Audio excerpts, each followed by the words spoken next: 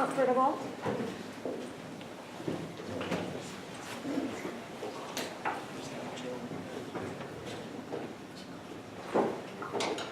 Our next talk is by Sabrina Rosenbaum, and she is going to tell us about KuckyCon at JSU. Thank you.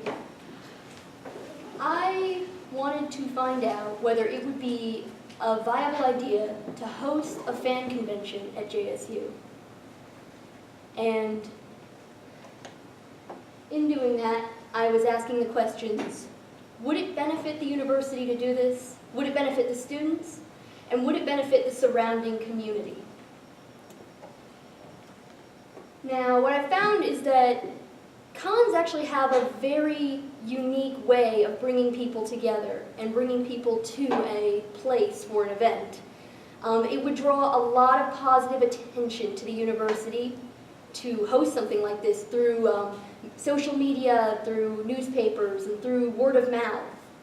It would also have a very welcoming environment to new potential students. People who may not be sure if they want to go to a university can come and participate in an event without a club or an academic reason to be there. It would be just a fun event that they would go to regardless of whether it was hosted there or not. It would also engage with the current students at JSU. It would give a lot of interaction between students, the departments, faculty. It would be a very involved process. It would also bring in a little extra money. Cons, typically the biggest expense of a con is to host it at a place, and we happen to be in the position where the entire campus is a place. We can find somewhere to host something like this for basically free. And it would also create an avenue for the university to interact with its surrounding community. It would bring in a lot of people from the community to the university, and it would provide the community with an event in a time when they may not have other things going on. So what is a fan convention? And for those of you who don't know, a fan convention is a gathering of people who are focused and interested in fandom and geek-related events and anything from like comic books to movies to manga, anime, video games, board games, anything that you would associate with the kids in glasses in the back of the room doing, that's what happens at a fandom. And they're very open conventions. There's a very big, diverse group of people who show up to these, from every age, every ethnicity, every race, every gender. Everyone is welcome to come to these kinds of events. The things that go on at these are things like panels. People sit down who are possibly in the industry. I've been to cons where there are speakers who actually wrote manga and came from Japan to go talk to people about how they can start their own comic books and their own drawing businesses. There are cosplay, which is something that people who attend as speakers and people who attend as just attendees do. It's dressing up in costume and pretending to be one of your favorite characters. The other things are, there's sometimes concerts or special events. People come to do things that they normally couldn't do outside of events like this. And now, university cons are nothing new, actually. Several universities in the past 2 decades have started hosting their own convention and fan con events. There's Swamp Con at the University of Florida, there's CicilCon in Cecil College in Maryland, and there's Anna-Marathon in Bowling Green State. And all of these places host an event typically put on by some kind of student organization with a lot of faculty involvement. And they're open to the public, and they bring in a good amount of people. And that's one of the reasons they do it. They do it so that they can get people to come to the university and see what it is. They get people from all over, all ages, all of the diverse people who come to these events will now suddenly be at your school. It helps people who may be deciding whether they want to go attend college or not, that this might be where they want to go. Now, the cons that I mentioned before that I picked out, just 3 of the basic interesting ones I found while doing my research. SwampCon is actually a 2-day event hosted in Florida. It's free for everyone to attend, and it's been running about 7 years. SisselCon and Animarathon are both 1-day events, and they're both paid events. It's not necessary for these to be events you have to buy tickets for. They can just be free walk-in. The money that is made from these typically actually comes from the vendors. They sell spots to vendors, and they are able to sell wares. A lot of times it's actually students at the college events. The other 2 cons have been running for 5 years and 15 years respectively, and all of these bring over 2,000 people a year to the university, people who normally would not have had reason to go. And I have some pictures from these events. This is from SwampCon. It's, you can see people cosplaying, people attending panels, and some of the vendors that I mentioned before.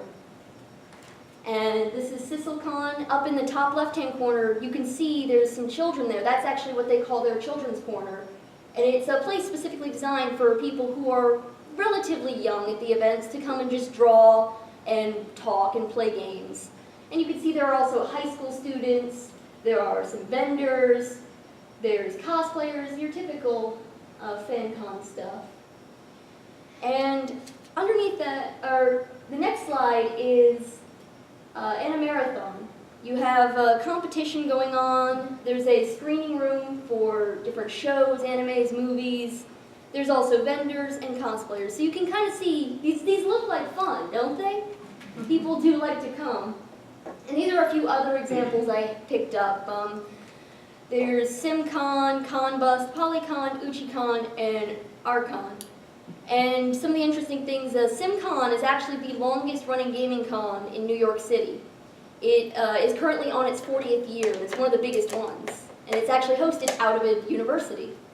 And ConBust I included, it's very unique because of the fan cons I've seen in general, not just college-bound ones, this one is unique in that it focuses on women and minorities in geek media, which is relatively unique even though the community does include a lot of these people. It doesn't always focus on them, so that was an interesting one to me. PolyCon is a relatively new one that started up just a few years ago, so some of these are still getting their feet. UchiCon is at the University of Chicago, and that one is a very small one. Even though it's been going on for a long time, it still stays at about an 8-hour event that's free to anyone, and it still pulls in a good few thousand people. And there's another gaming event from the Oswego College called Archon that's in upstate New York. So there are a bunch of these. These are just a few examples. Now, in order to host something like this here, we would need to know if we have the people for it. Because to have a fan con, you have to have fans. So what I found is that there are a lot of local businesses that run on the geek community. They sell geek merchandise and they hold events that are designed to draw in a more fan-based community. And some of these include Dragon Quills, Phoenix Nest, Replays, and Unlock Hobbies, which are all locally owned stores around here. They're businesses that they either sell comic books, video games, figurines for D&D. It's an eclectic mix, and they also, some of them host events, small events for groups who want to do, I don't know, Dungeons and Dragons, events, cosplay, little things, but they do pull in people. Then there's also the Second and Charles, which is a business that opened up in Oxford recently that is just now starting to make itself known in the community by hosting events. And it is also based primarily in selling geekish books, manga, records, all kinds of things, even though they are primarily a bookstore. There's also FYE in Gadsden, which is entirely just fandom and geek-related material. There are also, at JSU, already a few geek groups present. We have the Tabletop Club, which brings in about 40 people a week to play board games, card games, video games, all that sort of stuff. There's also Level Up, which is a video game club hosted in Ayers Hall. There's a Fan Club, which is, one might imagine, is a fan club. And there's also Geek Streak, which is a radio show that's hosted once a week that gets a good amount of viewers, or well, listeners.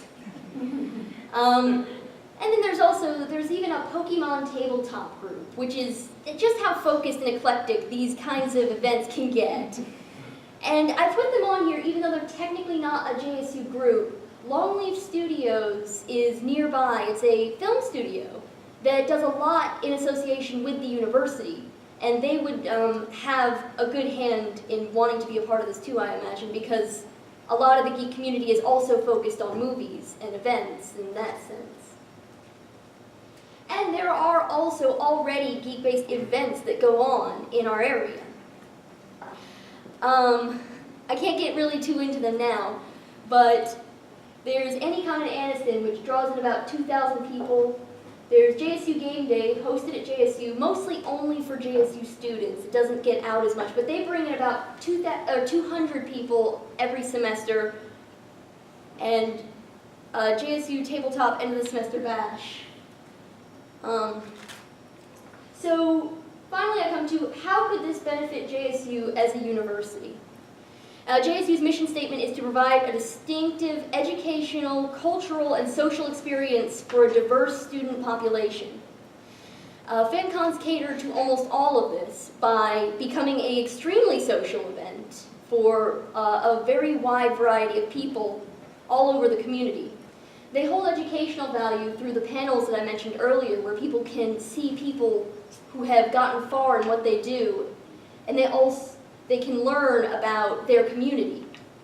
They also have a cultural value in that not only is fandom is its own kind of culture, but they also have an extreme focus in Asian cultures, such as Japanese, Chinese, and Korean cultures. And there have been many cons I've gone to that have panels just on these cultures.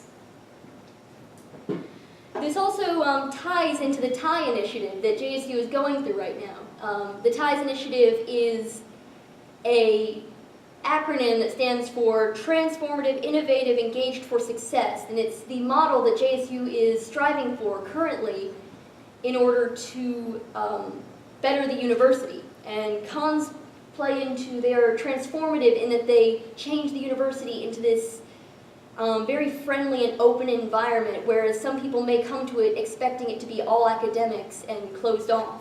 It's innovative because very few other places do things like this, especially in our area. Even though FanCons are becoming more popular at universities, not every university has one. It's engaged because you're engaging with the students and the people around to try to pull them in and get their attention. And it's engaged for success because people who attend these want them to succeed. Anyone who goes as a speaker or just as someone in cosplay, someone who wants to go to sell something, they're all looking for success in their general area.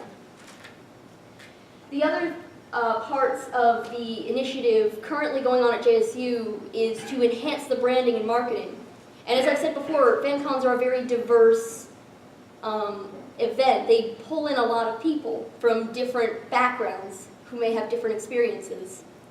They also draw a lot of positive attention, which would be great for if we could get newspaper articles talking about us in different communities, people on social media, word of mouth. It would bring in a lot of new perspective to JSU. It may also increase enrollment because it would be attracting younger demographics, people who are still in high school and not really sure where they're going yet. They will be coming to here and they will see the university in a very new and engaged light. So I'm going to end off the presentation with a quick, where do we go from here? If we did want to do this, which I think a lot of people do, what would we have to do? First, we would need to have a club. And currently I'm actually talking with Kim Westbrook, who is the founder of Anycon, and she actually works in this building. She has been offering me a lot of guidance. Hi. She's been offering me a lot of guidance and advice on how to get this working, and she has been very, very helpful. And there have also been several clubs, students, and faculty members who've approached me talking about how they want to participate and what they would want to do, and giving me focused information on what would and wouldn't work. We would need to have university approval and support. I plan to go to the SGA and ask them for help and permission and guidance in getting this started. And there are also other departments that are looking for new events to put on. And we'll need a plan. We do have a 3-year plan in the works. However, we need more specific things such as when it will take place, where it will take place, and how we will get everything together. And that can be done closer to the time when this would be put on. And I do think if we started now, CockieCon could be running as soon as 2019. Thank you.